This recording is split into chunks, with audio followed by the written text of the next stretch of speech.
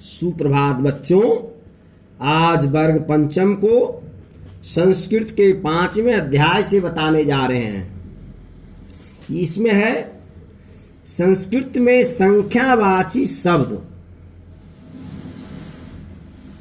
यानी संख्या का ज्ञान होना संस्कृत में। जैसे एक है, एक को संस्कृत में क्या कहते हैं? तो इसको पुल्लिंग में कहते हैं एकः, और स्त्रीलिंग में एका, और नपुंसक लिंग में एकम कहते हैं। उसी प्रकार ठीक दो को संस्कृत में उसके पुल्लिंग होते हैं द्वः, स्त्रीलिंग होते हैं द्वे, नपुंसक लिंग होते हैं भी द्वे।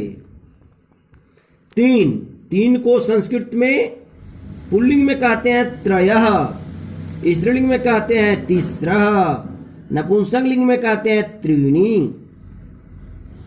4 को संस्कृत में पुल्लिंग में कहते हैं इसे चत्वारः, स्त्रीलिंग में कहते हैं चतस्रः, नपुंसक लिंग में कहते हैं चत्वारि।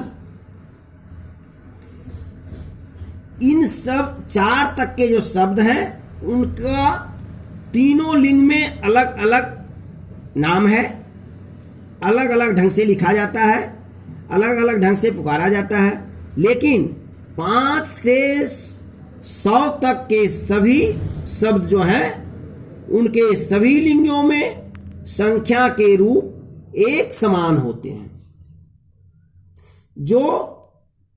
जैसे 5 का संस्कृत पंच होता है, तो ये पुल्लिंग में भी पंच ही बोलेंगे, स्त्रीलिंग में भी पंच ही बोलेंगे, और नपुंसक लिंग में भी पंच ही बोलेंगे। 6 को षष्ठ कहते हैं या षट कहते हैं। 7 को संस्कृत में सप्त कहते हैं। 8 को संस्कृत में अष्ट कहते हैं।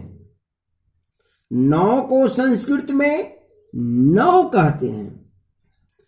10 को संस्कृत में दो ताला विसो 10 कहते हैं, लेकिन हिंदी में उसे होता है द और दंत सो।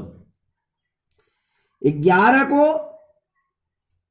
एकादश कहते हैं, यानी एकादशः। 12 को कहते हैं संस्कृत में द्वादश। 13 को संस्कृत में त्रयोदशः कहते हैं। 14 को संस्कृत में चतुर्दशः कहते हैं। 15 को संस्कृत में पंचदशः कहते हैं। 16 को संस्कृत में षोडशः कहते हैं। 17 को संस्कृत में सप्तदशः कहते हैं। 18 को संस्कृत में अष्टादशः कहते हैं। 19 को संस्कृत में नवदश कहते हैं, या एकोनविंशति भी उसका नाम है। 20 को संस्कृत में विंशति कहते हैं। 21 को संस्कृत में एकविंशति कहते हैं। 22 को संस्कृत में द्वाविंशति कहते हैं।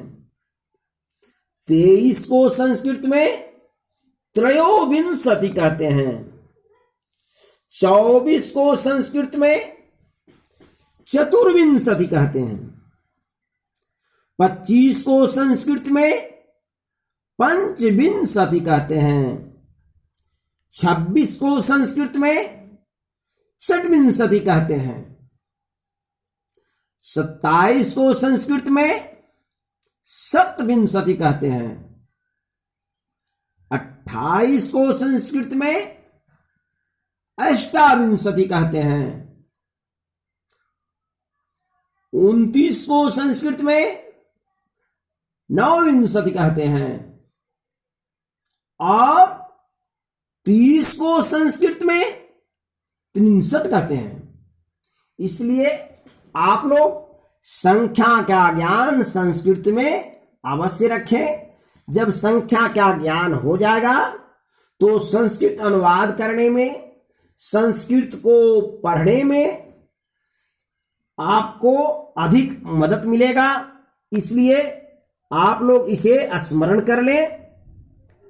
अगले दिन इसके बाद की संख्या को बताएंगे।